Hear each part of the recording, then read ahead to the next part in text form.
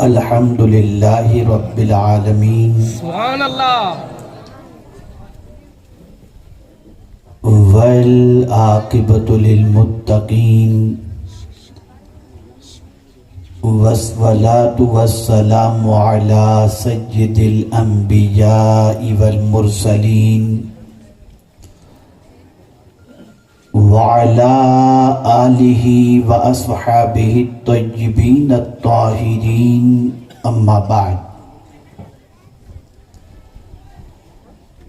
فاعوذ باللہ من الشیطان الرجیم بسم اللہ الرحمن الرحیم شہر رمضان الذی انزل فیہ القرآن هدى للناس وبينات من الهدى والفرقان فمن شهد منكم الشهر فليصم صدق الله العظيم. قابل قدر علماء ذوی الاحترام، مفتیان کرام، حاضرین و حاضرات، السلام علیکم ورحمۃ اللہ وبرکاتہ.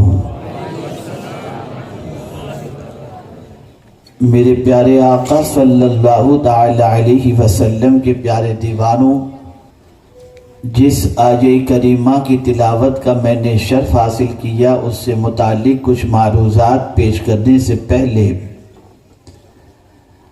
آقا کریم رؤوف الرحیم علیہ التحیۃ والتسلیم کی بارگاہ بے کس پناہ میں جس طریقے سے میں پڑھاؤں، عقیدت و محبت میں ڈوب کر اسی طریقے سے درود و سلام کا نذرانہ پیش کریں. الصلاۃ والسلام علیک یا رسول اللہ، الصلاۃ والسلام علیک یا حبیب اللہ، الصلاۃ والسلام علیک یا نبی اللہ، الصلاۃ والسلام علیک یا نور اللہ، وعلى آلك وأصحابك یا حبیب اللہ، صلی اللہ تعالی علیہ وسلم. میرے پیارے آقا صلی اللہ تعالی علیہ وسلم کے پیارے دیوانوں، ہم اور آپ اس وقت شعبان المعظم کے آخری ایام میں اپنی زندگی کے لمحات کو گزار رہے ہیں. ان قریب وہ ماہ مبارک ہم پر انشاءاللہ سایہ فگن ہوگا، جس کی ایک ایک ساعت برکت والی، جس کا پہلا عشرہ رحمت کا، دوسرا مغفرت کا اور آخر کا عشرہ جہنم سے چھٹکارے کا ہے.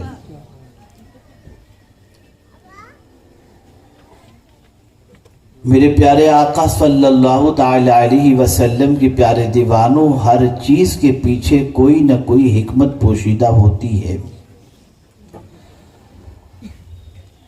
مولا نے جو کچھ عطا فرمایا اس کے پیچھے اس کی غرض و غایت ہے. زمین عطا فرمائی، اس کے پیچھے بھی مقصد. آسمان عطا فرمایا، اس کے پیچھے بھی مقصد. آب و ہوا عطا فرمائی، اس کے پیچھے بھی مقصد.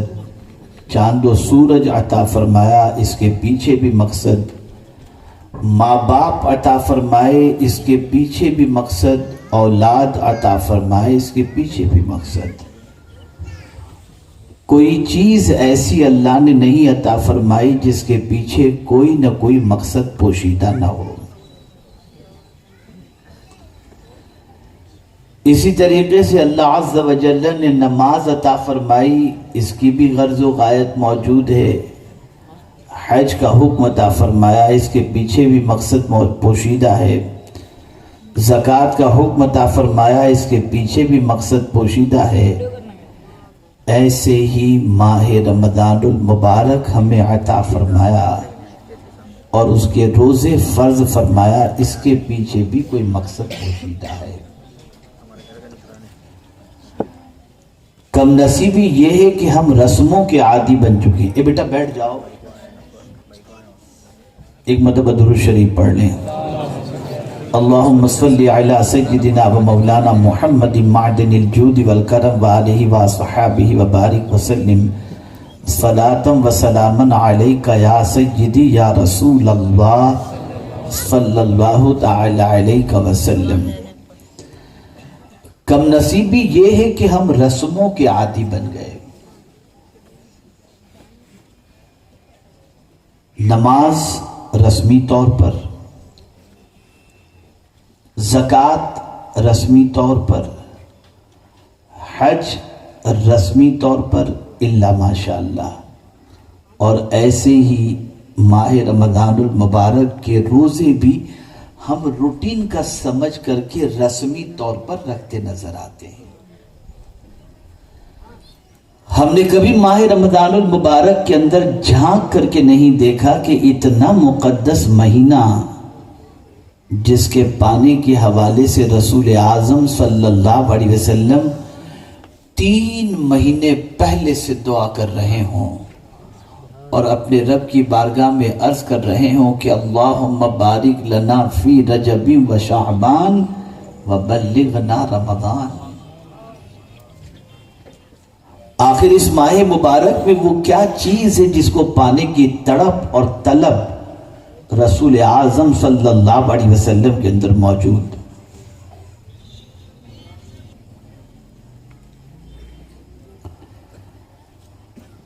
میرے پیارے آقا صلی اللہ تعالی علیہ وسلم کے پیارے دیوانوں، کچھ چیزوں کی قدر جیتے جی آدمی کر لے تو بہتر ہے، ورنہ مرنے کے بعد ان چیزوں کا مقام اور مرتبہ سمجھ میں آ جاتا ہے۔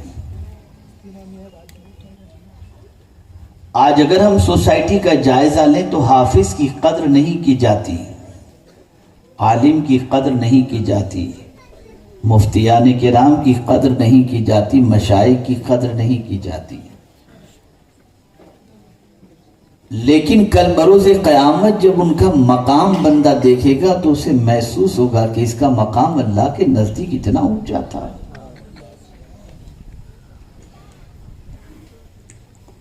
اور بات سچی بھی ہے کہ دنیا کے بہت سارے انسان جب کوئی اچھا کام کرتے ہیں تو ان کے دل میں یہ جذبہ ہوتا ہے کہ لوگ اس کی قدر کریں، لیکن میرا یہ تاریخی جملہ زندگی بھر کے لیے آپ محفوظ کر لیجئے گا کہ 2 چیزیں جیتے جی انسان کو نصیب نہیں ہو سکتی۔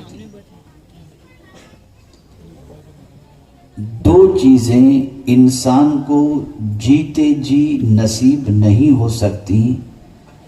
پہلی چیز ہے قبر اور دوسری چیز ہے قدر۔ قبر بھی مرنے کے بعد نصیب ہوگی اور قدر بھی انسان مرنے کے بعد ہی کرتا ہے۔ باپ زندہ تھا، بیٹے نے قدر نہ کی، ماں زندہ تھی، بیٹے نے قدر نہ کی۔ جب ماں باپ کا سایہ اٹھ جاتا ہے تب اسے محسوس ہوتا ہے کہ جس کی دعا سے ساری گاڑیاں چل رہی تھیں وہ دعا دینے والا اب اس دنیا میں نہیں رہا، پھر قدر ہوتی ہے۔ علماء اور مشائخ کی قدر کا بھی یہی معاملہ ہے، جیتے جی انسان قدر نہیں کرتا، چاہے بھی بہت ساری جگہوں پہ لوگ نہیں پوچھتے، اور مرنے کے بعد پھر گنبد بھی بناتے ہیں، جلسہ بھی کرتے ہیں اور عرس بھی مناتے نظر آتے ہیں۔ خوش نصیب ہے وہ لوگ جو اللہ کی نعمت کی قدر کرتے۔ قرآن اللہ کی نعمت ہے، قدر کرو۔ ماہ رمضان المبارک اللہ کی نعمت ہے، قدر کرو۔ اب اس مہینے کی عظمت کو سمجھنا ہے تو رسول اعظم صلی اللہ علیہ وسلم کے ارشاد کے مفہوم سے سمجھو۔ پیغمبر رحمت صلی اللہ علیہ وسلم ارشاد فرماتے ہیں ماہ رمضان کی عظمتیں کتنی ہیں اگر میں بیان کر دوں تو لوگ چاہیں گے کہ پورا سال ماہ رمضان ہی رہے۔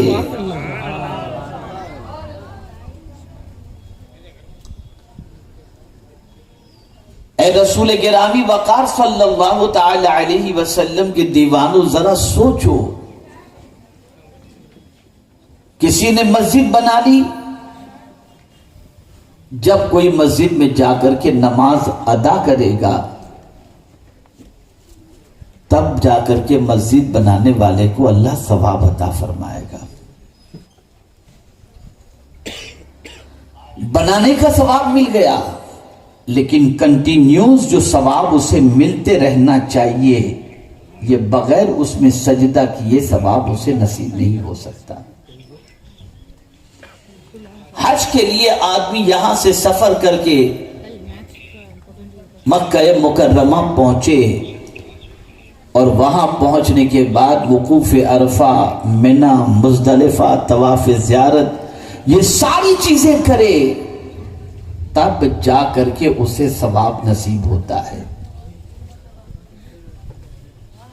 لیکن واہ رمضان تیری عظمتوں پر قربان کہ روزے دار تسبیح بھی نہیں پڑھ رہا، تلاوت بھی نہیں کر رہا، سجدہ بھی نہیں کر رہا، روزے کی حالت میں سویا ہے، روزے کی حالت میں سویا ہے۔ اے سونے والے تیری قسمت پہ قربان، تو سویا ہے پھر بھی تیرے نام اعمال میں عبادت کا ثواب لکھا جا رہا ہے۔ یہ رمضان ایسا مہینہ جس میں ثواب اتنا بڑھا دیا جاتا ہو کہ نفل کا ثواب فرض کے برابر، فرض کا ثواب 70 فرضوں کے برابر۔ اس سے آپ اندازہ لگا سکتے ہیں کہ یہ ماہ مبارک کتنی عظمت والا مہینہ ہے۔ لیکن پیٹ بھرنے والے اور شکم کی پرورش کرنے والے بہت سارے لوگ ایسے بھی ملیں گے، مردوں میں بھی اور عورتوں میں بھی۔ چین اسموکر جو ایک سگریٹ پیتے ہیں پھینکتے ہیں پھر دوسری جلاتے ہیں، یہاں گٹکھا دبا کر کے اپنا وقت گزارتے ہیں، اور ہر 2 گھنٹے پر جن کو کھانے کے لیے چاہیے، ہر 1 گھنٹے پر جن کو چائے چاہیے، جیسے ہی ماہ رمضان قریب سے قریب تر آتا ہے ان کے چہرے سے ہوائیاں اڑنی شروع ہو جاتی۔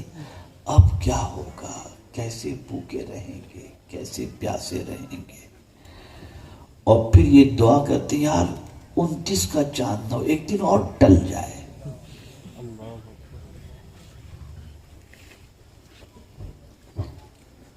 جس قوم کا مزاج یہ ہو کہ برکت والے اور فضیلت والے مہینے کے سلسلے میں وہ یہ سوچے کہ دیر سے شروع ہو، یا اللہ اب کیا ہوگا، آنے کی خوشی کی بجائے ماہ رمضان کے آنے کا غم ہو، ایسا بندہ پوری زندگی غم ہی میں گزار سکتا ہے، خوشی میں نہیں گزار سکتا۔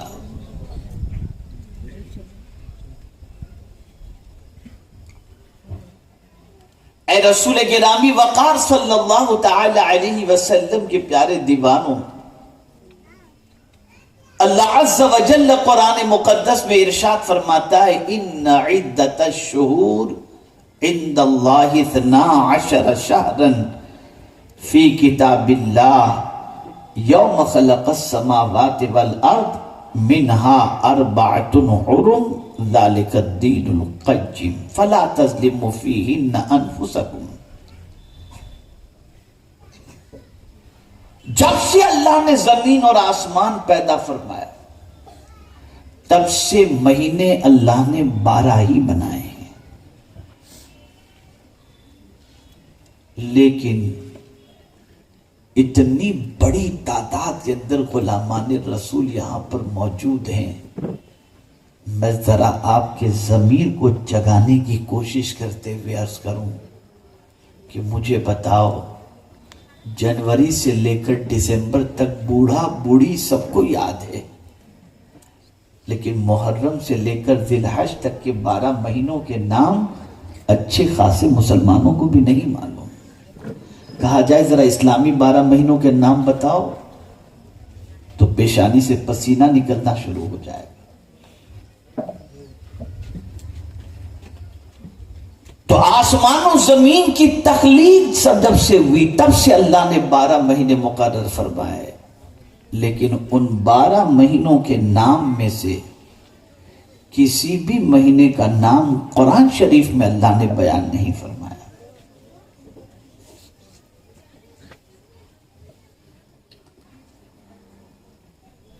لفظ محرم، اس میں محرم ماہ مبارک، اس کا نام قرآن شریف میں نہیں۔ لفظ سفر، جو سفر المظفر مہینہ ہے، اس کا نام بھی قرآن میں نہیں۔ ایک مہینہ صرف ایسا ہے جس کا نام میرے کریم نے صراحت کے ساتھ قرآن میں بیان فرمایا، اور وہ مہینہ ہے ماہ رمضان المبارک۔ فرمایا شہر رمضان الذی انزل فیہ القرآن، رمضان کا مہینہ جس میں قرآن نازل کیا گیا۔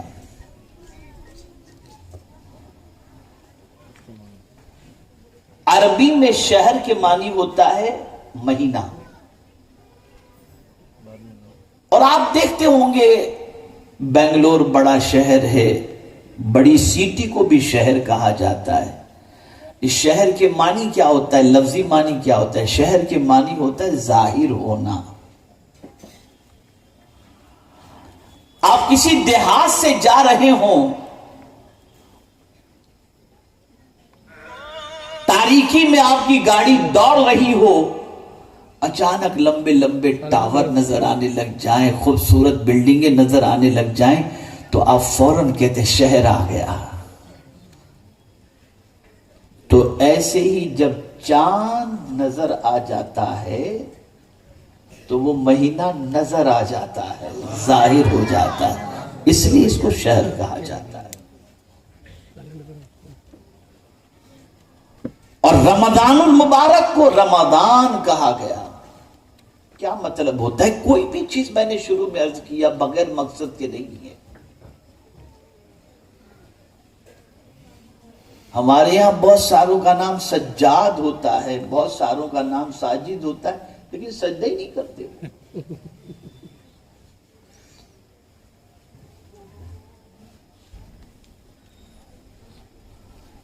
رمضان، رمضان کے معنی ہوتا ہے تپش کے، گرمی کے۔ جب یہ ماہ مبارک آیا تو گرمی شدید تھی، تپش تھی، تو اس کا نام رمضان رکھ دیا گیا۔ لیکن چونکہ عظمت والا مہینہ ہے تو اس ماہ مبارک میں آدمی جب بھوکا رہتا ہے، دن بھر پیاسا رہتا ہے، تو اس کا جگر اندر سے جلتا رہتا ہے۔ اب جیسے ہی جگر جلا، اللہ نے گناہ جلا دیے، گناہ جلا دیے۔ اور یہی وجہ ہے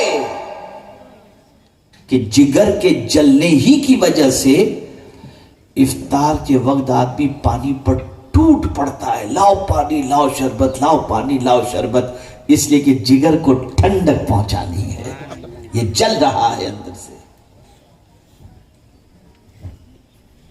اس لیے اس کا نام رمضان رکھا گیا۔ یہ گناہوں کو جلا دیتا ہے، یہ گناہوں کو مٹا دیتا ہے، یہ گناہوں کو ختم کر دیتا ہے، اتنی طاقت ہے اس مہینے کے اندر۔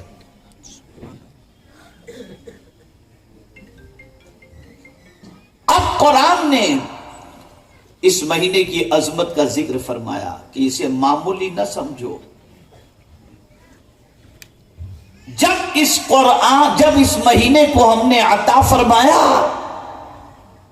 تو اس مہینے کی عظمت کو سمجھنا ہے تو یوں سمجھو کہ ہم نے اپنی کتاب کو نازل کرنے کے لیے کسی اور مہینے کا انتخاب نہیں، رمضان ہی کا انتخاب ہم نے کیا. انزل فیہ القرآن، قرآن رمضان میں نازل کیا گیا.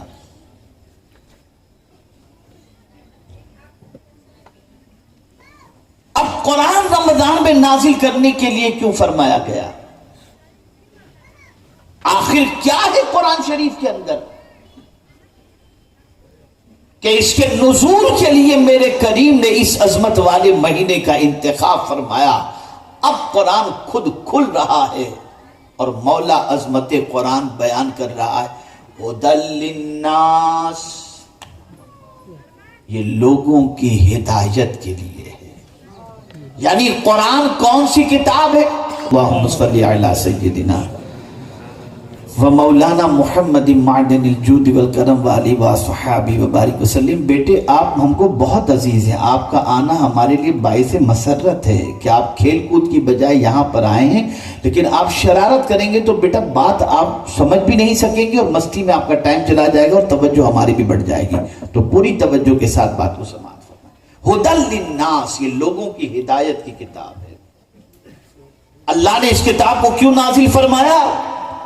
ہدایت کے لیے. بس یہی سے بات سمجھ میں آئی. کیا ہم نے کبھی قرآن سے راستہ تلاش کرنے کی کوشش کی؟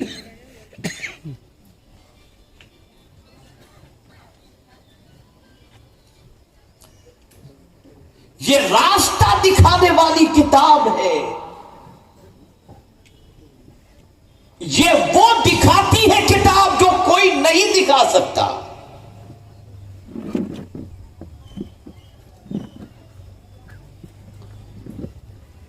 اسی لیے قرآن میں جا بجا دیکھنے کے بارے میں فرمایا افلا ينظرون الى الابل كيف خلقت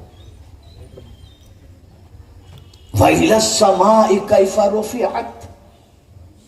جا بجا قرآن میں اللہ دکھا رہا ہے دیکھو. لیکن جو ٹی وی دیکھ رہا ہو، پکچر دیکھ رہا ہو، وہ قرآن سے کیا دیکھے گا؟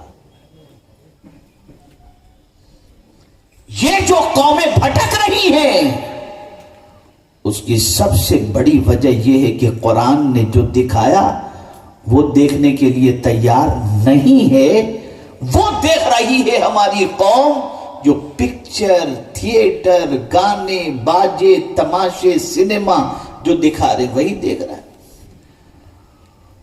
اور یہی وجہ ہے کہ چونکہ لوگ ٹی وی دیکھنے کے اتنے عادی ہو گئے کہ لوگوں نے الیکٹرانک میڈیا ہی کو خرید لیا کہ دکھاؤ ان کو الٹ سلٹ سب. ہر چیز دکھا کر بیچی جا رہی ہے. کوکا کولا دکھا کر بیچا جا رہا ہے، صابن دکھا کر بیچا. دو لوگ دیکھنے کے آتے، ٹی وی دیکھنے کے آتے. اسی لیے مارکیٹ کے اندر کاسمیٹک کی چیزیں جتنی بکتی ہیں اتنی کوئی اور چیز نہیں بکتی. لڑکیاں دیکھتی ہیں ٹی وی کے اندر کہ یہ کریم آیا لے لو، کھانے پینے کی یہ چیز آئی لے لو. دن بھر تو تم وہی دیکھ رہے ہو جو ٹی وی تمہیں دکھا رہا ہے. کبھی تم نے یہ بھی دیکھا کہ قرآن تمہیں کیا دکھا رہا ہے؟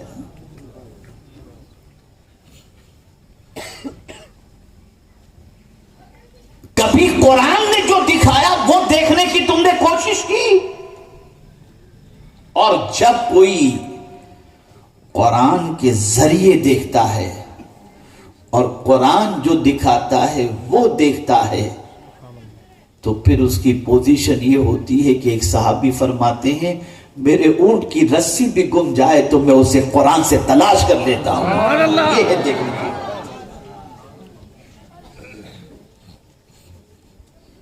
یہ راستہ دکھانے والی کتاب ہے اور ٹیڑھا راستہ نہیں. قرآن کہتا ان ھذا القرآن یہدی للتی ہی اقوم، بے شک یہ قرآن سب سے زیادہ سیدھا راستہ دکھانے والی کتاب ہے۔ بھٹکانے والی چیزوں کو تو تم نے دیکھا، سیدھا راستہ دکھانے والی کتاب کو تم نے نہیں دیکھا۔ ہاں دعا ضرور کرتے ہو تم ہر نماز میں، ہر رکعت میں، اہدنا الصراط المستقیم، اے اللہ ہم کو سیدھے راستے پر چلا۔ اراۃ الطریق بھی ہے، دکھانے کا معنی بھی بعض لوگوں نے لیا، اور اعلی حضرت عظیم البرکت نے چلانے کا معنی لیا، چلا۔ تو چلو گے کب؟ جب دیکھو گے تب نا، اندھے بن کر تو نہیں چل سکتے۔ تو اب کیا دیکھو؟ آج کس کو چلتا دیکھ رہے ہو؟ ہیرو کیسا چلتا ہے، ہیروئن کیسے چلتی ہے؟ مجھے تو ان ظالم نوجوان بچے اور بچیوں کو جی چاہتا ہے کہ کوڑے لے کر کے ماروں، جو راستے کے اندر بائک پر ایک دوسرے سے ایسے چپک کر بیٹھ کر کے نکلتے ہیں کہ مارے شرم کے نگاہیں نیچی کر لینی پڑتی ہیں۔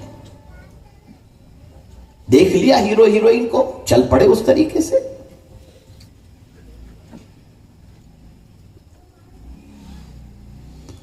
دعا تو کر رہے ہو، اہدنا الصراط المستقیم، ہم کو سیدھے راستے پر چلا۔ کس کے راستے پر؟ صراط الذین انعمت علیہم، جن پر تیرا انعام نازل ہوا، جن پر تو نے انعام نازل فرمایا۔ لیکن معلوم ہی نہیں ہے وہ انعام یافتہ بندے کیسے چلتے تھے، کیا کرتے تھے، نہیں معلوم۔ بڑی معذرت کے ساتھ عرس کا میں بھی قائل، میں بھی عرس مناتا ہوں، عرس میں جاتا بھی ہوں، خواجہ صاحب کے یہاں ہر سال جاتا ہوں، بلکہ بار بار جاتا ہوں، سال میں کئی بار جاتا ہوں۔ لیکن جانے کا مقصد بتاؤں؟ میرے استاد گرامی جو ہے، ایک مرتبہ میں اجمیر مقدس جا رہا تھا، میں نے کہا حضور میں جا رہا ہوں بارگاہ خواجہ میں، دعا فرمائیں کرم ہو جائے۔ تو بڑی پیاری بات فرمائی، مفتی صاحب توجہ چاہوں گا جو ان کا جملہ تھا اس پر۔ ارشاد فرمایا مولانا خواجہ صاحب کو میرا سلام کہنا، اور ان سے کہنا جو راستے پر چلانے کے لیے آپ آئے نا، آپ کرم فرما دیں کہ وہ راستہ ہمارے لیے آسان ہو جائے۔ سبحان اللہ۔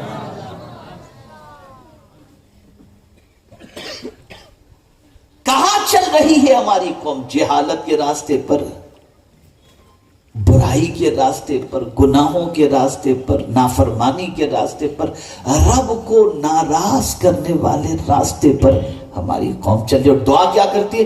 ہم کو سیدھے راستے پر چلا، انعام یافتہ بندوں کے راستے پر چلا۔ عرس منانے کی وجہ کیا آپ کو معلوم ہے؟ ڈھول تاشے کے لیے، میلہ سیلا نہیں۔ اعلیٰ حضرت نے لفظ عرس استعمال نہیں فرمایا، لیکن شعر کے اندر عرس کے مقصد کو بیان فرما دیا۔ عرس منانے کا مقصد یہ کہ تیرے غلاموں کا نقش قدم ہے راہ خدا، وہ کیا بھاگ سکے جو یہ سراغ لے کے چلے۔ عرس اس لیے مناؤ کہ جس ولی کی بارگاہ میں تم خراج عقیدت پیش کرنے آئے ہو، وہ ولی یہ مقام تک پہنچے کیسے، اس راستے کو تلاش کرو تم۔ یہی مقصد، یہاں سب مقصد پورا ہے۔ تو یہ کتاب لوگوں کے لیے ہدایت کی کتاب ہے، راستہ دکھانے والی کتاب۔ اب اتنی عظیم کتاب، اتنی عظمت والی کتاب، اس کتاب کو نازل کرنے کے لیے اللہ نے جس مہینے کا انتخاب فرمایا وہ ماہ رمضان ہے۔ اور پھر اسی ماہ مبارک میں ایک رات کا انتخاب نزول کے لیے فرمایا، اور پھر ارشاد فرما دیا کہ اس رات کی عظمت تم جانتے ہو، اِنَّا أَنزَلْنَاهُ فِي لَيْلَةِ الْقَدْرِ، بے شک ہم نے اس کو قدر والی رات میں نازل فرمایا۔ اور پھر جانتے ہو یہ لیلۃ القدر ہے کیا؟ قرآن کہتا ہے خیر من الف شہر، 1000 مہینوں سے افضل ہے مراد۔ یہ رات بھی اللہ نے ہم کو ماہ رمضان میں عطا فرمائے، ماہ رمضان میں عطا فرمائے۔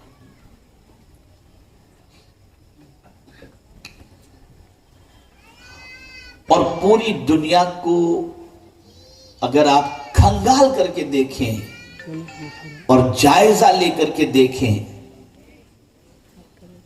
1.5 ارب سے زائد پوری دنیا میں مسلمان آپ کو نظر آئیں گے، لیکن 5 وقتہ نمازی کو اگر آپ تلاش کریں کہ کتنے % لوگ 5 وقت کی نماز پڑھتے ہیں، تو میں سمجھتا ہوں 2-3% سے بھی زیادہ آپ شاید نہ مل سکیں۔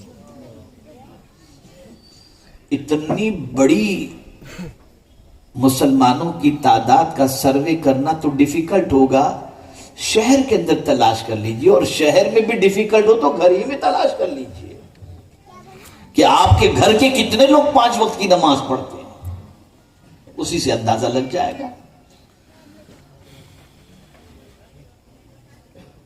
تو نماز ادا کرنے والوں کی تعداد اور پرسنٹیج کے اعتبار سے 2 یا 3%۔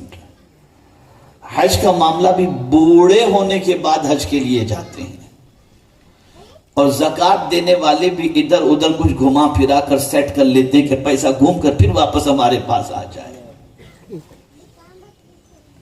لیکن قربان چاہیے، روزہ ایک ایسی عبادت ہے کہ جب اس کا پرسنٹیج مسلمانوں میں ہم تلاش کرتے ہیں تو سب سے زیادہ اس عبادت کرنے والوں کا پرسنٹیج ہمیں نظر آتا ہے۔ یہاں تک کہ جس بچے پر نماز فرض نہیں، روزہ فرض نہیں، ماں چاہتی ہے میرا یہ بیٹا بھی روزہ رکھ لے، تو پھر قدرت کا کرم کیا ہوتا ہے؟ ارے اتنی بڑی تعداد میں تم میری اطاعت کر رہا ہے اور تم لوگ میری بندگی کر رہے ہو، تو مولا کی رحمت کے دروازے کھل جاتے ہیں۔ سال بھر غریب جو اپنے دسترخوان پر نہیں کھاتا، ماہ رمضان میں اس کے دسترخوان پر وہ نعمت بھی نظر آتی۔ اس لیے کہ جب پرسنٹیج کے اعتبار سے اتنی بڑی تعداد اللہ کی اطاعت کر رہی ہو تو مولا کی رحمت اور برکتیں بھی ان پر نازل ہونی شروع ہو جاتی ہیں۔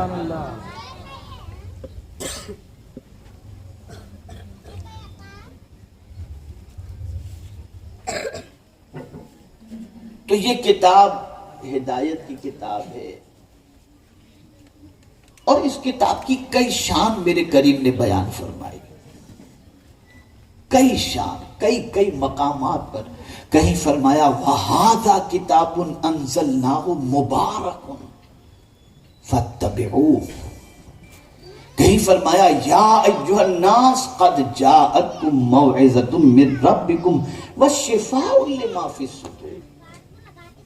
مختلف شان اس کتاب کی بیان فرمائی۔ کہیں فرمایا قد جاءکم من اللہ نور وکتاب مبین۔ اب ایک بات میں آپ کے سامنے عرض کرتا ہوں تاکہ قرآن کی عظمت تھوڑی دل میں بیٹھ جائے۔ یہاں طبیعت گھبراتی ہے، گارڈن میں چلے جاتے ہیں، کسی دوست کے گھر چلے جاتے ہیں، چلو یار اس سے تھوڑی سی بنکس کریں گے، تھوڑا سا دل بہل جائے گا۔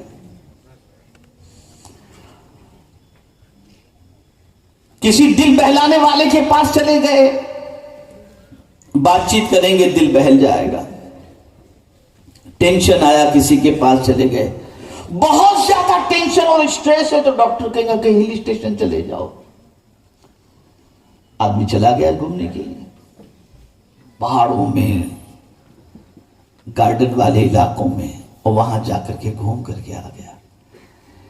لیکن میں ایک سوال آپ سے پوچھنا چاہتا ہوں، زمین کے اوپر تو آپ کے دل کو بہلانے والے بہت ملیں گے، بیوی دل بہلا سکتی ہے، بھائی دل بہلا سکتا ہے، دوست دل بہلا سکتا ہے، لیکن کبھی آپ نے یہ بھی سوچا کہ جب جسم سے روح کا رشتہ ٹوٹے گا، یہاں تو ابھی بھی لائٹ جلتی ہے، لائٹ چلی گئی تو آپ انورٹر کے ذریعے اور جنریٹر کے ذریعے پتہ نہیں کس طریقے سے آپ اپنے گھر کی لائٹ جلا لیتے ہیں اور روشنی کر لیتے ہیں، قبر میں کیا ہوگا؟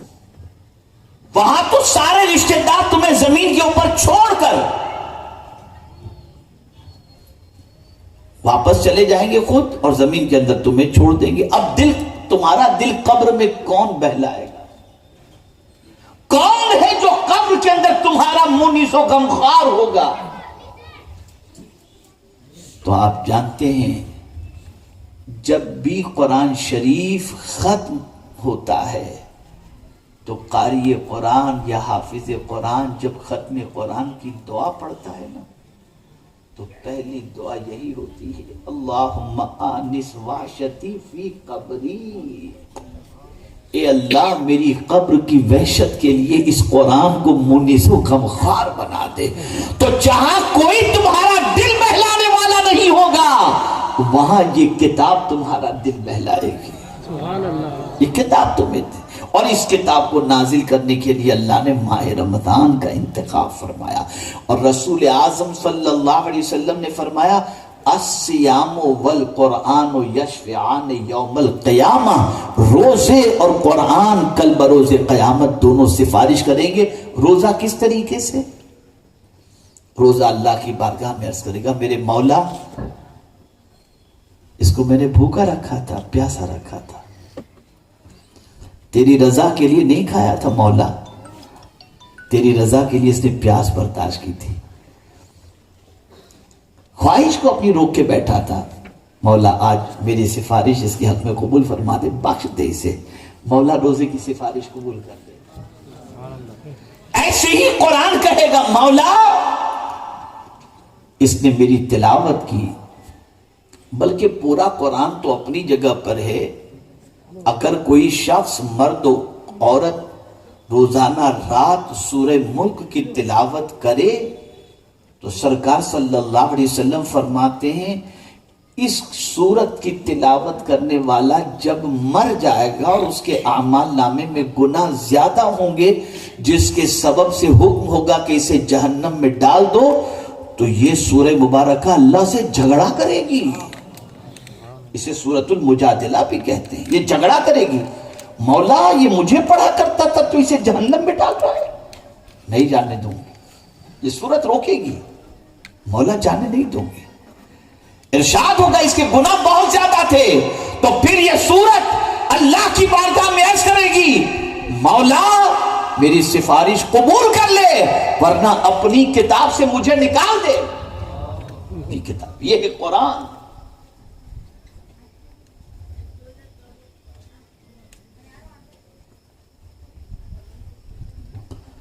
اس کے نزول کے لیے اللہ نے ماہ رمضان کا انتخاب فرمایا، تو پتا چلا اتنی عظمت والی کتاب ہمیں جس مہینے میں ملی وہ ماہ مبارک آ رہا ہے، وہ برکت والا مہینہ آ رہا ہے جس میں اللہ نے ہمیں یہ کتاب عطا فرمائی، جس مہینے میں اللہ نے ایک رات ہمیں عطا فرمائی، اور پھر کرم بالائے کرم کہ شہر اولہ رحمت وَأَوْسَطُهُ مَغْفِرَةٌ وَآخِرُهُ عِتْقٌ مِّنَ النَّارِ۔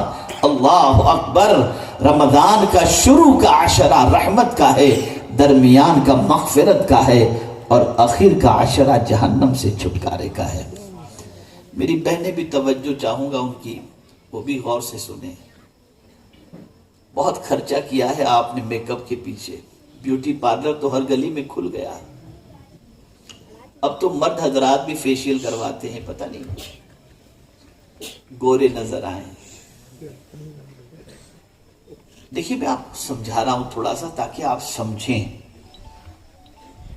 عام مہینوں کے اندر جیسے دیوالی کی سیزن ہے آپ کے یہاں، یا کرسمس کی سیزن ہے آپ کے یہاں، آپ کاروبار کرتے ہیں، عید کی سیزن ہے آپ کے یہاں،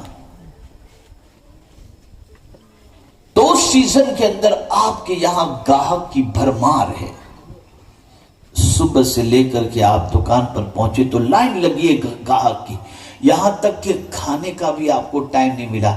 اچھا بھئی ایک کام کرو، ذرا 2 سموسے لے لو یار، تھوڑا سا کھا لیتے ہیں۔ کھانا نہیں کھا پا رہے ہیں آپ، 2 سموسے کھائے، چائے پی، ہاں بولو صاحب کیا چاہیے آپ کو، لگ گئے پھر کھانے کھانے کی بھی فرصت آپ کو نہیں ملی، پینے کی بھی فرصت آپ کو نہیں ملی، لگے ہیں آپ کام میں، شام ہوتے ہی آپ کے چہرے کا رنگ کالا ہو جائے گا، پھیکا ہو جائے گا، رونق چہرے کی ختم ہو جائے گی۔ آپ گھر جانے کے بعد سب سے پہلے شاور لیں گے، تھوڑا فریش ہونے کی کوشش کریں گے۔ بھوکے ہیں آپ، پیاسے ہیں، لیکن دن میں آپ نے کچھ کھا بھی لیا، کچھ پی بھی لیا ہے، پھر بھی آپ کے چہرے کا رنگ اتر گیا۔ لیکن خدا کی قسم، روزے دار صبح صادق سے لے کر غروب آفتاب تک نہ کھاتا ہے، نہ پیتا ہے، نہ عمل زوجیت کی طرف توجہ دیتا ہے، دھندا بھی کرتا ہے، سب کچھ کرتا ہے، لیکن کوئی مائی کا لال اس کے چہرے سے کلر اترا ہوا نہیں بتا سکتا، اس کے چہرے پر نور ہی نور نظر آتا ہے۔ یہ آیا کہاں سے؟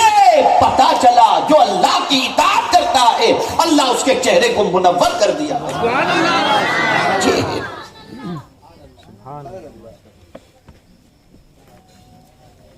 منہ سے بو آئی آدمی بھاگ جاتا ہے، لیکن قربان جائیے روزے دار کے منہ کی بو میرے مولا کو مشک سے زیادہ پسند ہے۔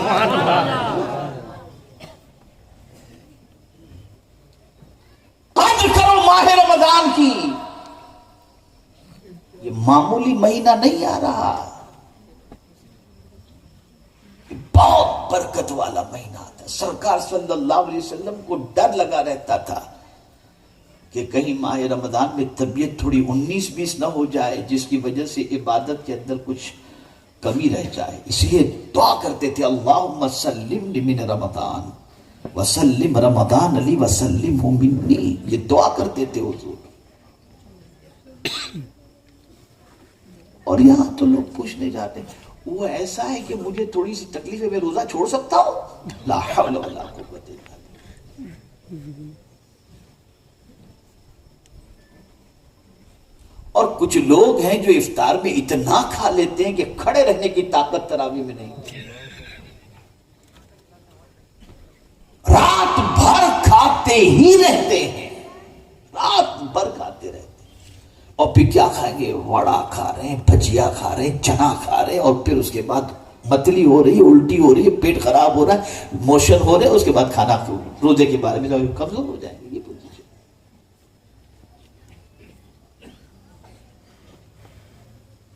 آپ ذرا سوچو، کچھ سیکھو سرکار کی زندگی سے صلی اللہ علیہ وسلم۔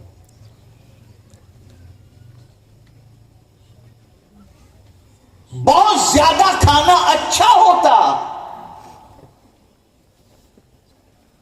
تو کبھی یہ نہ فرمایا جاتا کہ بھوکے رہ کر اللہ کی رحمت کے دروازے کو دستک دو۔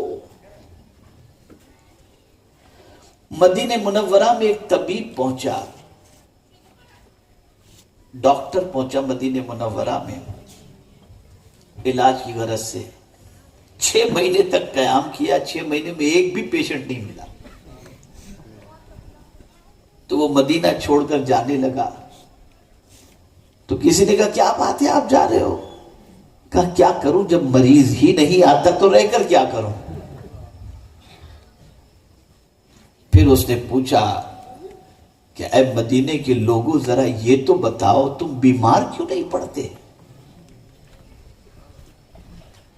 بیمار کیوں نہیں پڑتے؟ قربان جائیے جواب پر، کہا بس حضور کے ایک ارشاد پر عمل کرنے کی وجہ سے۔ کہا کیا تمہارے حضور صلی اللہ علیہ وسلم کا ارشاد ہے؟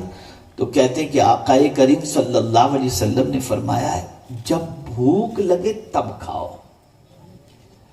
اور جب بھوک باقی ہو نا ہاتھ کھینچ لو۔ یہ نہیں کہ اتنا دبا کے کھاؤ کہ 7 اپ کا دھکا مارنا پڑے، کوک کا دھکا مارنا پڑے، تھمس اپ کا دھکا مارنا پڑے تب جا کر کے اندر اترے، ایسا نہیں۔ جہاں آپ کے پیٹ میں کچھ گنجائش ہے ہاتھ کھینچ لو، کبھی بیمار نہیں پڑو گے۔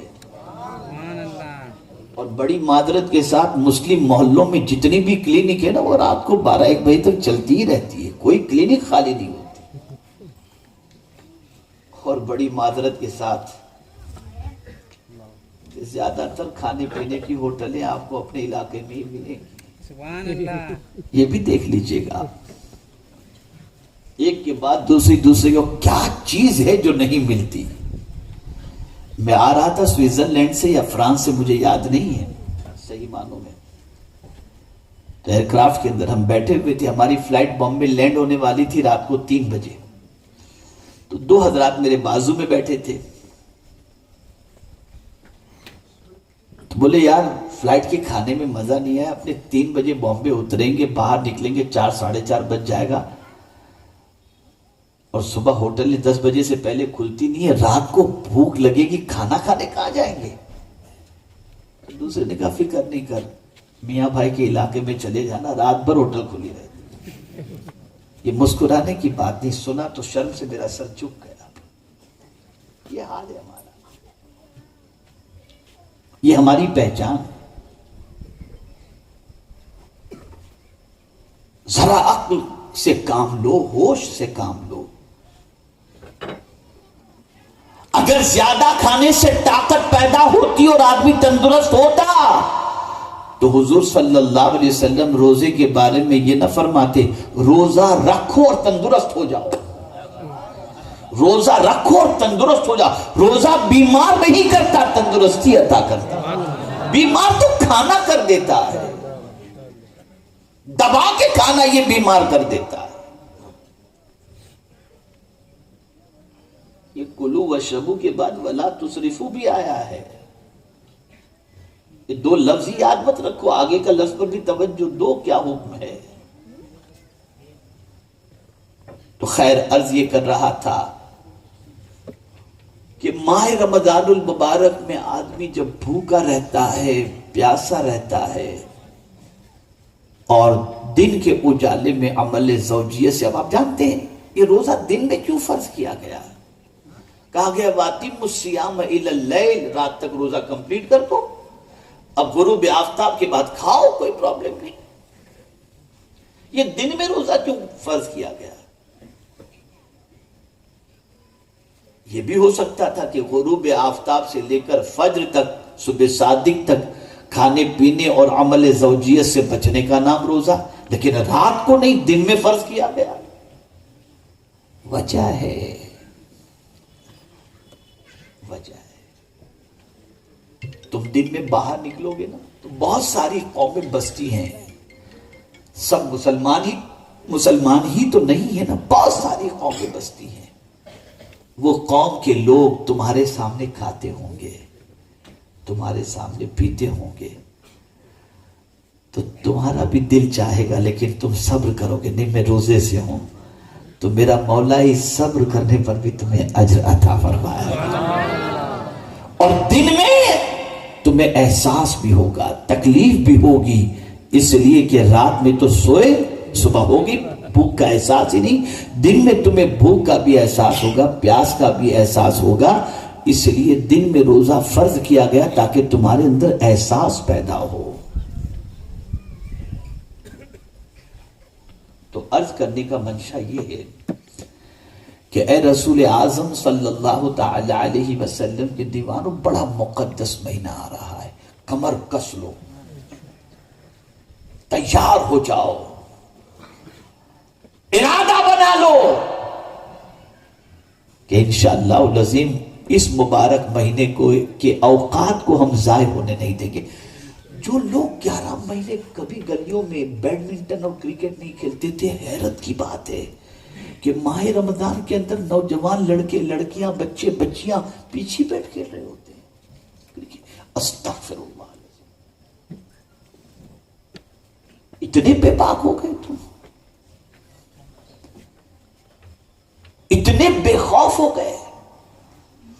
جس مہینے کے احترام پر تمہیں جنت نصیب ہو جائے، اس مہینے میں تم کھیل کود کر رہے ہو، لہو و لعب میں وقت گزار رہے ہو. تم ماہ مبارک کا احترام کرو، کمر کس لو ماہ مبارک میں. اور 2 باتیں میں خاص طور پر عرض کروں گا، 2 چیزوں کا اہتمام کریں، بہت اچھا آپ کا ماہ مبارک گزرے گا انشاءاللہ. کریں گے؟ پہلی چیز، لوگوں سے ملنا جلنا کم.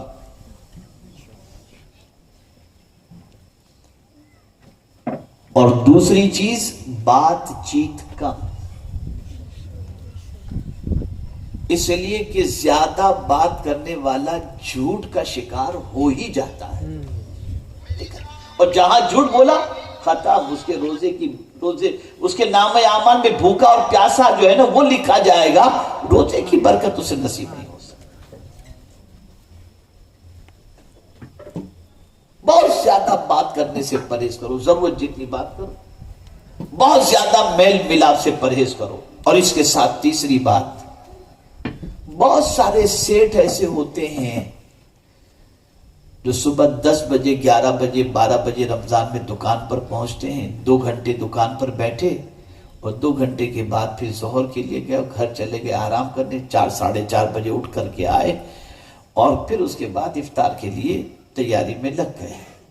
لیکن نوکر، اس کی پوزیشن یہ کہ بیچارہ صبح 10 بجے سے لے کر رات کے 8 بجے تک دکان میں، اس کو دوپہر میں آرام کرنے کے لیے چھٹی نہیں ملی۔ اب میرے آقا صلی اللہ علیہ وسلم کیا فرماتے ہیں ذرا سنیں۔ ارشاد فرمایا، جس نے ماہ رمضان میں اپنے ملازم پر نرمی برتی، سبحان اللہ، اپنے ملازم پر نرمی برتی، اسے غلام آزاد کرنے کا ثواب دیا جائے۔ آپ انسان ہو تو آپ کا ملازم انسان نہیں ہے؟ آپ کو آرام کی ضرورت ہے، آپ کے ملازم کو آرام کی ضرورت نہیں، وہ بھی تو تھکا ہے نا۔ دو، اور ملازم سے مراد صرف وہی نہیں جو آپ کے پاس نوکری کرتا ہے، ہر آپ کے ماتحت رہنے والے کو آرام دو، ہر ایک کو آرام دو۔ اسی کے ساتھ بہت سارے لوگ رات کو 3 بجے تک کھاتے اور پھر جو سوتے ہیں تو دوسرے دن دوپہر میں 3 بجے اٹھتے، فجر کی نماز گولی۔ آقا کریم صلی اللہ علیہ وسلم نے سحری کے بارے میں فرمایا اور ارشاد فرمایا، سحری میں برکت ہے۔ اب سحری میں کیا کھاتے ہیں؟ جام، قیمہ، کلیجی، پتہ نہیں، ملائی، سب جائز سے کھا سکتے ہیں۔ مطلب میں آپ سوچتے ہوں گے کہ مولانا کیا بول رہے ہیں، کھائیں جو چیز اللہ نے حلال کی، میں کون ہوتا ہوں روکنے والا یا منع کرنے والا۔ لیکن یہ بھی ذرا ڈھونڈ لو کہ حضور کیا کھایا کرتے تھے۔ صرف افطار میں کھجور کا استعمال ہی سنت نہیں، سحری میں بھی کھجور کھانا حضور کی سنت مبارکہ ہے۔ سحری میں بھی کھجور کھاؤ، سحری میں بھی کھجور کھاؤ، اور اس وقت جو دعا کی جاتی ہے اللہ اس دعا کو قبول فرماتا ہے۔ بہت مبارک ساعت ہے وہ۔ سحری کے لیے بیدار ہونا، اس وقت تہجد، اور اگر وقت کم ہے تو آپ کی دعا کر لیں، وہ دعا کی قبولیت کا وقت ہے۔ بلکہ حضور صلی اللہ علیہ وسلم فرماتے ہیں، ہم میں اور اہل کتاب کے روزوں کے درمیان فرق یہ ہے کہ ہم سحری کرتے ہیں، وہ سحری نہیں کرتے تھے۔ اب آخری بات عرض کرتا ہوا چلوں، وہ لوگ جو مؤذن ہیں یا وہ حضرات جو بہت زیادہ افطار کے وقت دعا میں مصروف رہتے ہیں، یہاں تک کہ اذان ہو بھی جاتی ہے تب بھی دعا میں لگے رہتے ہیں، اور پھر اس کے بعد جب من چاہا اٹھا کر کے پھر اس کے بعد کھجور کھا لی اور افطار کر لی۔ اب سنو، آقا کریم صلی اللہ علیہ وسلم نے ارشاد فرمایا، میری امت اس وقت تک خیر پر رہے گی جب تک وہ افطار میں جلدی کرے۔ اب جلدی سے مراد یہ نہیں کہ غروب آفتاب سے پہلے شروع ہو جاؤ، نہیں، ادھر غروب آفتاب ہوا اب افطار فوراً کر لو۔ دعا، میں بھی الحمدللہ شعبان المعظم کی 15ویں شب تقریباً میرا خیال ہے 35-40 سال ہو گئے کم و بیش، 15ویں شب کی مغرب کی اذان میں ہی دیتا ہوں مرکز پر۔ اس دن میں روزے سے ہوتا ہوں، لیکن بس جیسے ٹائم ہوا آب زمزم کھڑے ہو کر کے بس 3 گھونٹ پیا، فوراً اذان شروع کر دی ہم نے، تاکہ سب کا روزہ جلدی سے افطار ہو جائے، روزہ بھی افطار کرنے لو۔ ہمارے یہاں تو پہلے خوب کھا لے پھر اس کے بعد اذان، نہیں، آپ پہلے اذان کریں تاکہ سب افطار کر لیں۔ بلکہ ایک حدیث عرض کر کے اپنی گفتگو کو ختم کرتا ہوں، اور وہ حدیث یہ، آقا کریم صلی اللہ علیہ وسلم ارشاد فرماتے ہیں کہ اللہ عز و جل نے ارشاد فرمایا، میرے بندوں میں مجھے بہت زیادہ پسندیدہ بندہ وہ ہے جو افطار میں جلدی کرتا ہو۔ سبحان اللہ۔ افطار میں جلدی سے مراد ٹائم سے پہلے نہیں، ٹائم پر، ٹائم ہوا فوراً افطار کر لو۔ اللہ اس چیز کو پسند فرماتا ہے، فوراً اذان، جہاں ٹائم ہوا لوگ اذان سے افطار کرتے ہیں، بس آپ نے 3 گھونٹ پانی پیو، فوراً اذان آپ نے شروع کر دی تاکہ سب افطار کر دیں، افطار میں دیر نہ ہونے پائے۔ اسی کے ساتھ کھانے ہی کا شوق مت رکھو، کھلانے کا بھی رکھو۔ روزے دار کو کھلاؤ، اور اگر کوئی شخص روزے دار کو پیٹ بھر کر کے کھلائے، روزے دار کو پیٹ بھر کر کے کھلائے، تو میرے آقا صلی اللہ علیہ وسلم فرماتے ہیں کل بروز قیامت حوض کوثر سے میں اسے جام پلاؤں گا، اور ایسا وہ جام پینے والا پھر کبھی قیامت میں پیاسا ہوگا ہی نہیں۔ سبحان اللہ، سبحان اللہ۔ کھاؤ بھی کھلاؤ بھی، یہ شہر المواسات ہے، غم خواری کا مہینہ، لیکن ہاں حرام کمائی کا کھانا مت کھلانا، یہ بھی ذرا خیال رکھنا۔ اور خیال کرو اللہ عز و جل اور اس کے رسول صلی اللہ تعالی علیہ وسلم کی تعلیمات پر عمل کرو، بھوکوں کو کھانا کھلاؤ، پیاسوں کو پانی پلاؤ، پریشان حالوں کی پریشانی دور کرنے کی کوشش کرو، مصیبت زدوں کی مصیبت دور کرنے کی کوشش کرو، نماز پڑھو، قیام کرو، رکوع کرو، سجود کرو، تلاوت کرو، یہ سب کچھ کرو، غریبوں کی مدد کرو، غمخواری کا مہینہ ہے، آپ کرو۔ حضور صلی اللہ علیہ وسلم ماہ رمضان میں اس طرح سخاوت کرتے جیسے تیز ہوائیں چلتی ہیں، ایسے حضور کی سخاوت ہوا کرتی تھی۔ اللہ تعالیٰ آقا کریم صلی اللہ علیہ وسلم کے صدقہ و توفیل مجھے آپ کو سب کو ماہ رمضان نصیب فرمائے، اور اس کی قدر کرنے کی توفیق عطا فرمائے، اس کی تعلیمات پر اور اس کو جس طریقے سے گزارنے کا اللہ اور اس کے رسول نے حکم دیا اس طریقے سے گزارنے کی توفیق نصیب فرمائے۔ وما علینا الا البلاغ المبین۔ السلام علیکم ورحمۃ اللہ وبرکاتہ۔ چند ضروری نصیحت سماعت فرمانے۔ مجھے یہاں آنے کے بعد پتہ چلا کہ کچھ رات کو بہت زیادہ دیر تک باہر گھومنے کی وجہ سے پریشانی ہوتی ہے، تو میں یہاں پر آپ سے یہ عرض کروں گا کہ قانون کو فالو کریں، اور یوں بھی سرکار صلی اللہ علیہ وسلم کو بغیر کسی ضرورت کے رات کو گھومنا یہ پسند نہیں تھا، تو رات زیادہ باہر نوجوان نہ گھومیں، اور جلدی سے اپنے گھر جا کر کے جو ہے وہ جو کچھ بھی نیکیاں کرنی ہیں یا ذمہ داری نبھانی اسے نبھانے کی کوشش کریں۔ اللہ تعالی ہمارے ملک کو امن و شانتی کا گہوارہ بنائے، اور پروردگار ہر قسم کی آفات و بلیات سے ہم سب کی حفاظت فرمائے۔ السلام علیکم ورحمۃ اللہ وبرکاتہ۔